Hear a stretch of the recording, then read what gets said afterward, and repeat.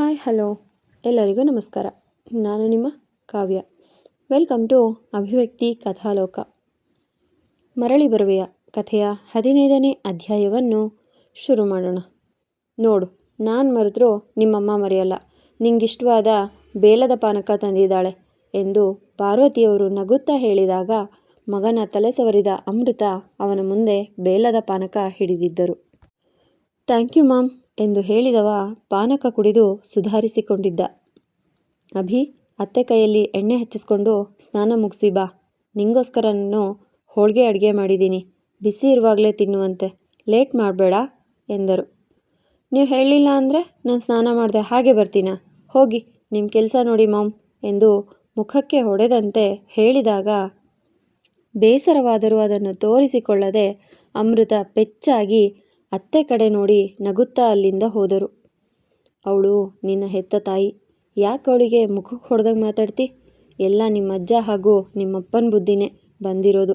ಏನು ಮಾಡೋಣ, ಈ ಮನೆತನಕ್ಕೆ ಗಂಡಸು ಅನ್ನೋ ಅಹಮ್ಮು ಹುಟ್ಟಿದಾಗಿನಿಂದ ಬಂದಿದೆ. ಅಲ್ಲಿ ಬಿಳಿ ಪಂಚೆ ಇದೆ, ಸ್ನಾನ ಮುಗಿಸಿ ಅದನ್ನು ಸುತ್ಕೊಂಡು ಬಾ ಎಂದು ಕೋಪದಲ್ಲಿ ಹೇಳಿದ ಪಾರ್ವತಿಯವರು ಮೊಮ್ಮಗನಿಗೆ ಎಣ್ಣೆ ಹಚ್ಚಿ ಅಲ್ಲಿಂದ ಹೊರ ನಡೆದರೆ ಸ್ವಲ್ಪ ಹೊತ್ತು ಬಿಸಿಲಲ್ಲಿ ಕುಳಿತಿದ್ದ ಅಭಿರಾಮ್ಗೆ ತಾಯಿಗೆ ಆ ರೀತಿ ಹೇಳಬಾರ್ದಾಗಿತ್ತು ಎಂದು ಅನಿಸಿತು. ಚಿಕ್ಕ ವಯಸ್ಸಿನಿಂದ ಅಜ್ಜ ಮತ್ತು ಅಪ್ಪನ ಮಡಿಲಲ್ಲೇ ಬೆಳೆದಿರುವ ನನಗೆ ಅಮ್ಮ ಮತ್ತು ಅಜ್ಜಿ ಜೊತೆ ಹೆಚ್ಚಾಗಿ ಬೆರೆಯಲು ಮನಸ್ಸು ಬರಲ್ಲ. ನಾನು ಯಾಕೆ ಈ ರೀತಿ ಬೆಳೆದಿದ್ದೀನಿ? ಎಲ್ಲ ಗಂಡ್ಮಕ್ಳು ಹೆಚ್ಚಾಗಿ ಅವರ ತಾಯಿಯನ್ನೇ ಅವಲಂಬಿಸಿರ್ತಾರೆ. ಆದರೆ ನಾನು ಯಾಕೆ ನನ್ನ ತಾಯಿಯನ್ನು ಬಿಟ್ಟು ಒಬ್ಬನೇ ಇರೋಕ್ಕೆ ಇಷ್ಟಪಡ್ತೀನಿ? ನಾನು ಯಾಕೆ ಹೀಗೆ ಎಂದು ಪ್ರಶ್ನಿಸಿಕೊಳ್ಳುತ್ತಾ ಕುಳಿತಿರುವಾಗ ಚಿಕ್ಕಪ್ಪನ ಮಕ್ಕಳು ಬಂದು ಕಾಟ ಕೊಡಲು ಶುರು ಮಾಡಿದಾಗ ಸ್ನಾನ ಮುಗಿಸಿ ಮನೆಯೊಳಗೆ ಬಂದಿದ್ದ. ಬಿಳಿ ಬಣ್ಣದ ರೇಷ್ಮೆ ಪಂಚೆಯನ್ನು ಸುತ್ತಿಕೊಂಡು ದೇವರ ಕೋಣೆಗೆ ಹೋದವನು ಕೈ ಮುಗಿದು ಹೊರ ಬಂದಾಗ ಅನಂತ್ ವಸಿಷ್ಠ ಅವರು ಹೊರಗಡೆಯಿಂದ ಬಂದಿದ್ದರು. ತುಂಬ ದಿನಗಳ ಬಳಿಕ ಮಗನನ್ನು ನೇರವಾಗಿ ಕಂಡು ಖುಷಿಯಾದವರು ಅವನನ್ನು ಪ್ರೀತಿಯಿಂದ ತಬ್ಬಿಕೊಂಡರು. ಹೇಗಿದೆಯಾ ಮಗನೇ ಎಂದರು. ನಾನು ಚೆನ್ನಾಗಿದ್ದೀನಿ, ನೀವು ಹೇಗಿದ್ದೀರಾ ಎಂದು ಕೇಳುವನು. ನಿನ್ನಪ್ಪನಿಗೇನು, ಚೆನ್ನಾಗೇ ಇದ್ದಾನೆ. ಸರಿ ಬಾ, ಊಟ ಮಾಡೋಣ ಎಂದು ಹೇಳಿದಾಗ ಸರಿ ಎಂದು ತಲೆಯಾಡಿಸಿದ ಅಭಿ ಮೆಟ್ಟಿಲು ಹತ್ತಿ ತನ್ನ ರೂಮಿಗೆ ಹೋಗಿದ್ದ. ಬಟ್ಟೆ ಹಾಕಿಕೊಂಡು ಕೆಳಗೆ ಬಂದಾಗ ಹೋಳಿಗೆಯ ಘಮ ಮನೆ ತುಂಬ ಹರಡಿತ್ತು. ಮಗನ ಪಕ್ಕದಲ್ಲಿ ನಿಂತು ಅವನಿಗೆ ಬಡಿಸಿದ ಅಮೃತ ಮಗ ಹೊಟ್ಟೆ ತುಂಬ ತಿಂದಿದ್ದನ್ನು ಕಂಡು ಸಂತೋಷಗೊಂಡವರು ಅಡುಗೆ ಮನೆ ಸೇರಿದ್ದರು. ನಂತರ ಸಂಜೆಯಾಗುತ್ತಿದ್ದ ಹಾಗೆ ವಸಿಷ್ಠ ಬಂಗಲೆ ಲೈಟಿಂಗ್ಸ್ಗಳಿಂದ ಅರಮನೆಯಂತೆ ಹೊಳೆಯಲು ಶುರುವಾಯಿತು. ನಗರದ ದೊಡ್ಡ ದೊಡ್ಡ ಬಿಸ್ನೆಸ್ ಮ್ಯಾನ್ಗಳೆಲ್ಲ ತಮ್ಮ ವೈಫ್ ಹಾಗೂ ಮಕ್ಕಳೊಂದಿಗೆ ಪಾರ್ಟಿಗೆ ಬರಲು ಶುರು ಮಾಡಿದರು. ಎಲ್ಲರಿಗೂ ತಮ್ಮ ಮಗನನ್ನು ಪರಿಚಯಿಸಿದ ಅನಂತ್ ವಸಿಷ್ಠ ಅವರು ತಮ್ಮ ಆತ್ಮೀಯ ಗೆಳೆಯ ರೂಪೇಶ್ ಶೆಟ್ಟಿಗೆ ಕಾಲ್ ಮಾಡಿದಾಗ ಈಗ ತಾನೇ ಹೊರಟಿದ್ದೀನಿ ಎಂದು ತಿಳಿಸಿದ. ರೂಪೇಶ್ ಶೆಟ್ಟಿ ಅವರು ತಮ್ಮ ಕಾರ್ ಡ್ರೈವ್ ಮಾಡಿಕೊಂಡು ವಸಿಷ್ಠ ಬಂಗಲೆಗೆ ಬಂದಿಳಿದಿದ್ದರು.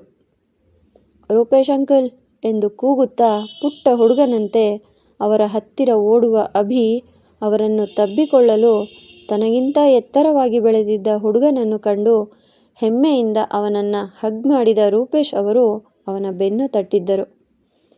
ಯಂಗ್ ಮ್ಯಾನ್, ಎಷ್ಟು ಬೇಗ ದೊಡ್ಡವನಾಗಿದೆಯಾ? ಇಷ್ಟು ಪುಟ್ಟದಾಗಿದ್ದೆ, ಈಗ ನನಗಿಂತ ಎತ್ತರವಾಗಿದೆಯಾ. ಏನು ಓದ್ತಿರೋದು ನೀನು ಎಂದರು. BBM ಸ್ಟೂಡೆಂಟ್, ಈಗ ಸೆಕೆಂಡ್ ಇಯರ್ ಎಂದ. ಅಂತೂ ಬಿಸ್ನೆಸ್ ರಿಲೇಟೆಡ್ ಕೋರ್ಸ್ ತಗೊಂಡಿದ್ಯಾ? ಒಳ್ಳೆಯದು. ಎಷ್ಟೇ ಆದರೂ ವಸಿಷ್ಠ ಎಂಪೈರ್ನ ಮುಂದಿನ ವಾರಸ್ದಾರ ನೀನೇ ಅಲ್ವಾ? ಅದು ಬಿಡು, ಬಿಸ್ನೆಸ್ ಬಿಟ್ಟು ಮಾಡಲಿಂಗ್ ಮಾಡಬೇಕು ಅಂತ ಇದೆಯಾ ಹೇಗೆ? ನೋಡೋಕ್ಕೆ ಬಾಲಿವುಡ್ ಹೀರೋ ಥರ ಇದೆಯಾ? ಆ ರೀತಿ ಏನಾದರೂ ಇದ್ದರೆ ಹೇಳು, ನನಗೆ ಫ್ಯಾಷನ್ ಡಿಸೈನರ್ಸ್ ತುಂಬ ಜನ ಗೊತ್ತಿದ್ದಾರೆ ಎಂದರು. ನೋ ಅಂಕಲ್, ಮಾಡಲಿಂಗ್ ಮೇಲೆ ಅಷ್ಟೊಂದು ಇಂಟ್ರೆಸ್ಟ್ ಇಲ್ಲ. ನಂದೇನಿದ್ರೂ ವಸಿಷ್ಠ ಕಂಪನಿಯನ್ನು ಮತ್ತಷ್ಟು ಎತ್ತರಕ್ಕೆ ತಗೊಂಡು ಹೋಗಬೇಕು ಅಷ್ಟೇ. ಇರೋದು ಸದ್ಯಕ್ಕೆ ನನ್ನ ಎಜುಕೇಷನ್. ನೋ ಅಂಕಲ್, ಮಾಡಲಿಂಗ್ ಮೇಲೆ ಅಷ್ಟೊಂದು ಇಂಟ್ರೆಸ್ಟ್ ಇಲ್ಲ. ನಂದೇನಿದ್ರೂ ವಸಿಷ್ಠ ಕಂಪ್ನಿಯನ್ನು ಮತ್ತಷ್ಟು ಎತ್ತರಕ್ಕೆ ತಗೊಂಡು ಹೋಗಬೇಕು ಅಷ್ಟೇ. ಸದ್ಯಕ್ಕೆ ನನ್ನ ಎಜುಕೇಷನ್ ಮುಗಿಲಿ ಎಂದ ಅಭಿರಾಮ್ ವಸಿಷ್ಠ.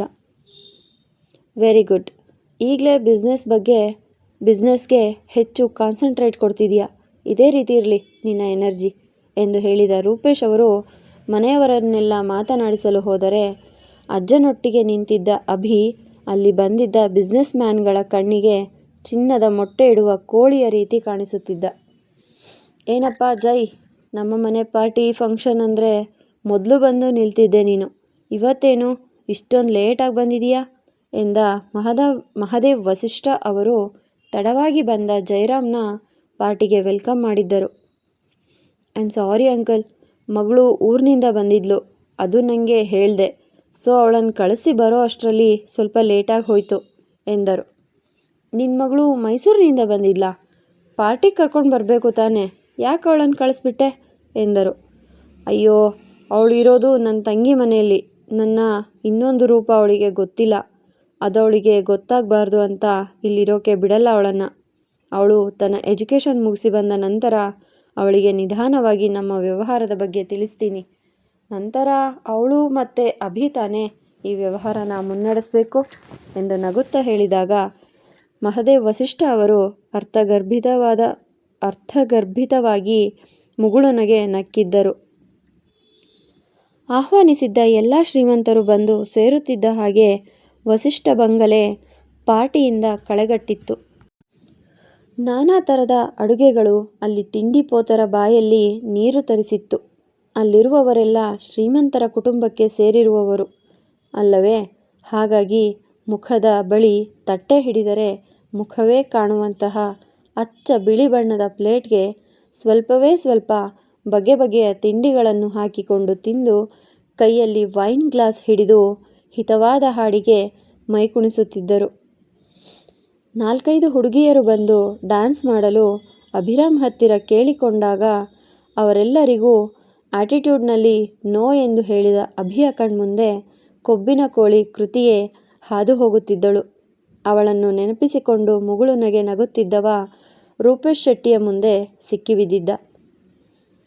ಏನು ಸಮಾಚಾರ ಅಭಿ, ಇಷ್ಟೊಂದು ನಗ್ತಾ ಇದೆಯಾ ಅಂದರೆ ಯಂಗ್ ಮ್ಯಾನ್ ಲವ್ವಲ್ಲಿ ಬಿದ್ದಿದ್ದಾನೆ ಅಂತಾನೆ ಅರ್ಥ. ಯಾರದು ಹುಡುಗಿ ಎಂದು ಅವನ ಹೆಗಲ ಮೇಲೆ ಕೈ ಇಟ್ಟು ನಗುತ್ತಾ ಪ್ರಶ್ನಿಸಿದರು. ಅಂಕಲ್, ಹಾಗೇನೂ ಇಲ್ಲ ಎಂದು ತಲೆ ಕೆರೆದುಕೊಂಡ. ಓ ಕಮಾನ್ ಅಭಿ, ನಾನು ನಿನ್ನ ವಯಸ್ಸನ್ನೇ ದಾಟಿ ಬಂದಿರೋದು. ನಿನ್ನ ವಯಸ್ಸಿನಲ್ಲಿ ನಾನು ಒಂದು ಹುಡುಗಿನ ಇಷ್ಟಪಟ್ಟಿದ್ದೆ. ಹಳ್ಳಿಯ ಮುಗ್ಧ ಹುಡುಗಿ, ಒಂದು 16-17 ವರ್ಷ ಇರಬೇಕು ಅವಳಿಗೆ. ಆ ಸಮಯದಲ್ಲಿ ಅವಳಿಗೆ ಇನ್ನೇನು ಪ್ರಪೋಸ್ ಮಾಡಬೇಕು ಅನ್ನುವಷ್ಟರಲ್ಲಿ ಅವಳನ್ನು ಮದುವೆಯಾಗುವ ಹುಡುಗ ಅವಳನ್ನು ಕರ್ಕೊಂಡು ಹೋಗಿದ್ದ. ಅವಳ ನೆನಪಲ್ಲಿ ಕುಡಿದು ಕುಡಿದು ದೇವದಾಸ ಆಗಿದ್ದೆ. ಆಮೇಲೆ ಮತ್ತೆ ಮರಳಿ ಅವಳು ನನಗೆ ಒಂದು ಕೆಟ್ಟ ಸಂದರ್ಭದಲ್ಲಿ ಸಿಕ್ಕಳು. ಈಗ ಅವಳ ಜೊತೆ ಬಿಂದಾಸ್ ಆಗಿದ್ದೀನಿ. ಪ್ರೀತಿ ಅನ್ನೋದು ನಿಜ ಆಗಿದ್ದರೆ ಅದು ಸಿಕ್ಕೇ ಸಿಗುತ್ತದೆ. ನಿನ್ನ ಕಣ್ಣನ್ನೇ ನೋಡಿ ಹೇಳಬಹುದು ನೀನು ಪ್ರೀತಿಯಲ್ಲಿ ಬಿದ್ದಿದೀಯಾ ಅಂತ. ಸೊ ಲವ್ವಲ್ಲಿ ನಾನು ನಿನಗಿಂತ ಸೀನಿಯರ್. ಹೇಳು, ಯಾರದು ಹುಡುಗಿ ಎಂದು ಕೇಳಿದರು. ಅಂಕಲ್, ಓಕೆ, ನಾನು ಸುಳ್ಳು ಹೇಳಲ್ಲ, ನಿಜ ಹೇಳ್ತೀನಿ. ಕಾಲೇಜಲ್ಲಿ ಜೂನಿಯರ್ ಹುಡುಗಿಯನ್ನು ಇಷ್ಟಪಡ್ತಿದ್ದೀನಿ. ಬರೀ ಇಷ್ಟ ಅಲ್ಲ, ಪ್ರೀತಿಯಲ್ಲಿ ಹುಚ್ಚ ಆಗಿದ್ದೀನಿ. ಆದರೆ ಅವಳು ನೋ ಅಂತ ಆ್ಯಟಿಟ್ಯೂಡ್ ತೋರಿಸ್ತಾ ಇದ್ದಾಳೆ. ಅದೇ ನನ್ನ ಈಗೋನ ಕೆಣಕ್ತಾ ಇದೆ. ಇದುವರೆಗೂ ಈ ಅಭಿರಾಮ್ ವಸಿಷ್ಠ ಅವನ ಜೀವನದಲ್ಲಿ ನೋ ಅನ್ನೋದನ್ನು ಕೇಳಿಲ್ಲ. ಆದರೆ ಅವಳು ನೋ ಅನ್ನೋದು ಹೇಗಿರುತ್ತೆ ಅನ್ನೋದನ್ನು ಪರಿಚಯಿಸಿದಾಳೆ.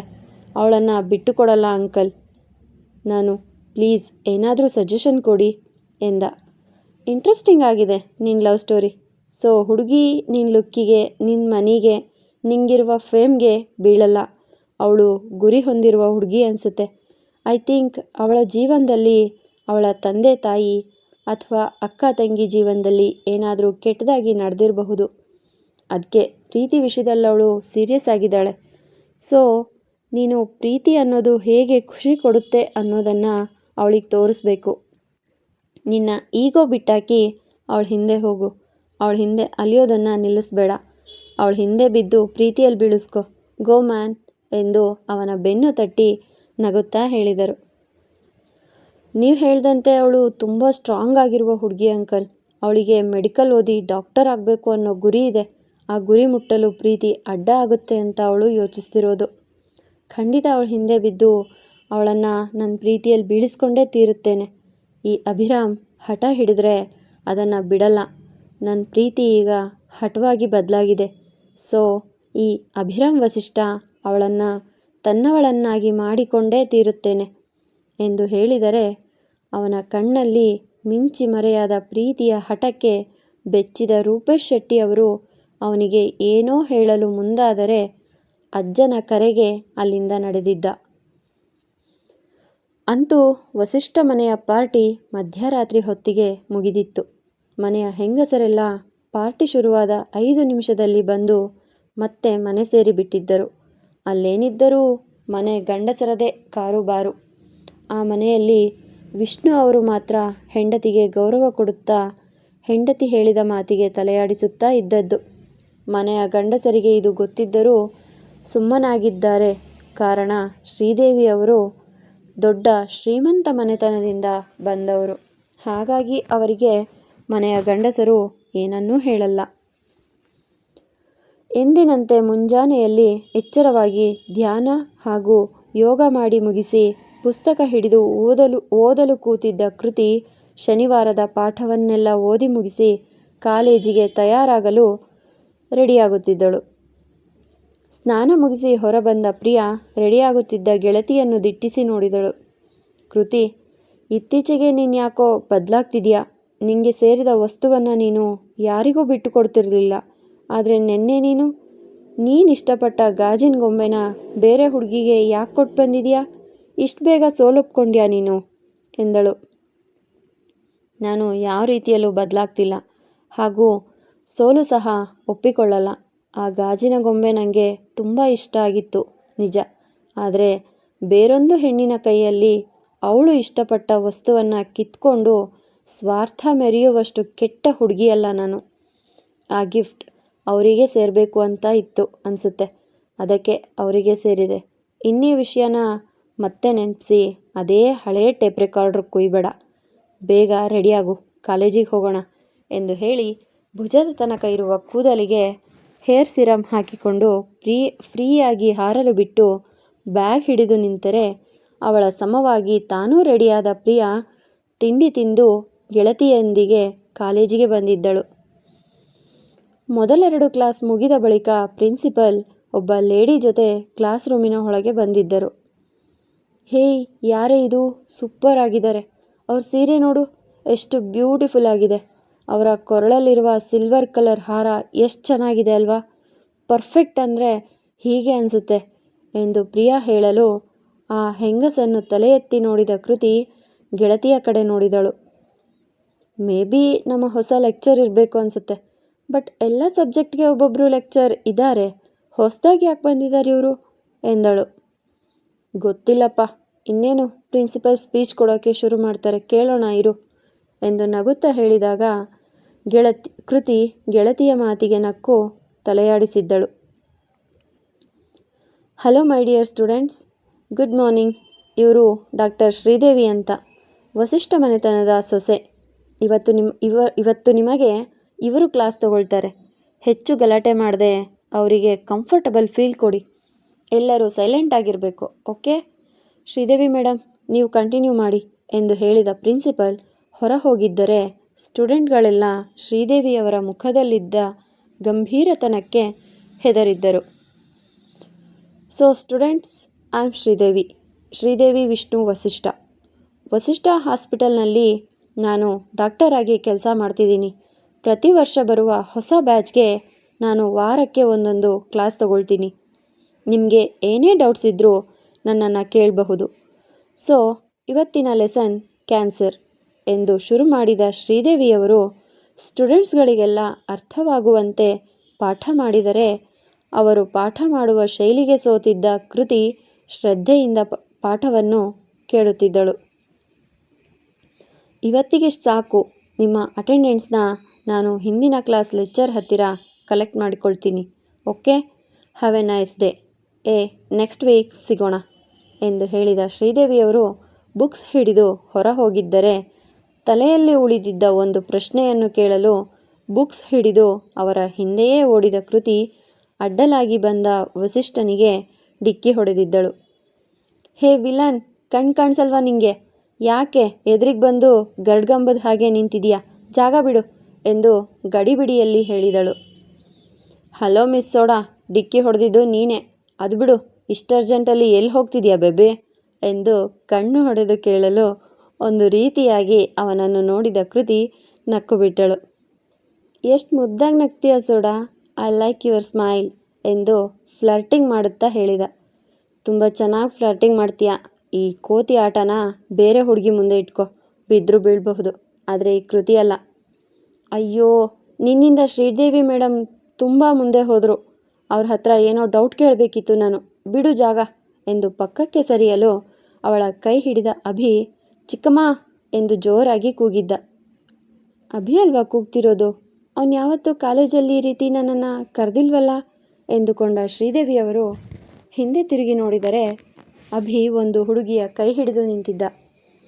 ಚಿಕ್ಕಮ್ಮ, ನಿಮ್ಮ ಹತ್ರ ಈ ಹುಡುಗಿ ಒಂದು ಡೌಟ್ ಕೇಳಬೇಕಂತೆ, ಏನಂತ ಬಗೆಹರಿಸಿ ಎಂದು ಹೇಳಿದವ ಗೋಡೆಗೆ ಕಾಲು ಕೊಟ್ಟು ಕೈಕಟ್ಟಿ ನಿಂತರೆ ಆಶ್ಚರ್ಯದಲ್ಲಿ ಅವನನ್ನೇ ನೋಡಿದ ಶ್ರೀದೇವಿಯವರು ತಮ್ಮ ಮುಂದೆ ನಿಂತಿದ್ದ ಮುದ್ದಾದ ಹುಡುಗಿಯನ್ನು ಕಂಡು ಏನೆಂದು ಕೇಳಿದರು.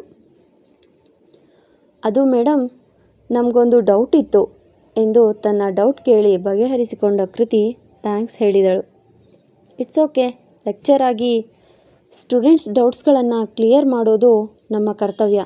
ಅದು ಬಿಡು, ನಿಮ್ಮಿಬ್ಬರಿಗೆ ಪರಿಚಯ ಇದೆಯಾ? ಅಭಿ ಒಂದು ಹುಡುಗಿಯ ಜೊತೆ ಮಾತಾಡ್ತಿರೋದನ್ನು ಇದೇ ಫಸ್ಟ್ ಟೈಮ್ ನಾನು ನೋಡ್ತಿರೋದು ಎಂದರು.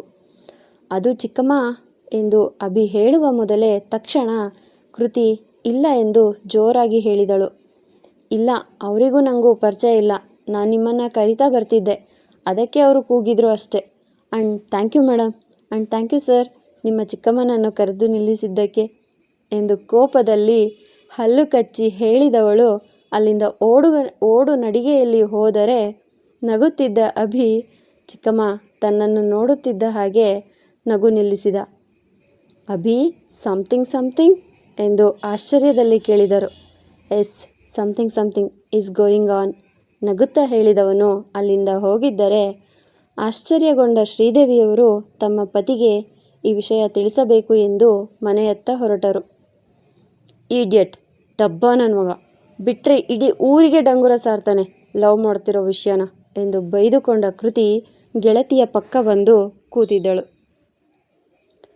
ನಂತರ ಮತ್ತೆರಡು ಕ್ಲಾಸ್ಗಳು ಮುಗಿದು ಲಂಚ್ ಬ್ರೇಕ್ ಸಿಕ್ಕಾಗ ಎಲ್ಲರೂ ಕ್ಯಾಂಟೀನ್ ಕಡೆ ಹೋದರೆ ಗೆಳತಿಯರಿಬ್ಬರು ಹಾಸ್ಟೆಲಿಂದ ತಂದಿದ್ದ ತಿಂಡಿಯನ್ನು ತಿಂದು ಮತ್ತೆ ಯಾವ ಕ್ಲಾಸ್ಗಳೂ ಇಲ್ಲ ಎಂದು ತಿಳಿದಾಗ ಹಾಸ್ಟೆಲ್ ಕಡೆ ಹೆಜ್ಜೆ ಹಾಕಿದರೆ ಅವರಿಗೆ ಎದುರಾದ ಅಭಿರಾಮ್ ಗುಲಾಬಿ ಹೂಗಳಿದ್ದ ಬೊಕ್ಕೆಯನ್ನು ಕೃತಿಯ ಮುಂದೆ ಹಿಡಿದಿದ್ದ.